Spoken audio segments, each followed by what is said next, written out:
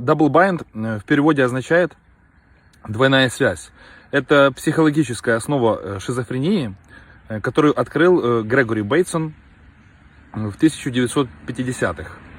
Double bind на нас постоянно используют люди, которые желают нам зла. Простой пример того, что такое double bind. Например, я тебе приказываю не выполнять мои приказы. То есть в одном предложении находится противоречие.